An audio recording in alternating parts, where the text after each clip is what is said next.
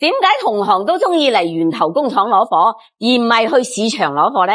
我做咗30幾年嘅翡翠源頭工廠，我話俾你哋知啦。先睇睇呢首情緒手壓披啦，種水膠膠潤潤，真係睇見都覺得涼浸浸。個顏色呢係嗰種好淺好淺嘅綠色，好似春天嘅湖面，睇落好舒服。呢種品質嘅情緒手壓披喺外邊冇10幾萬都買唔到噶。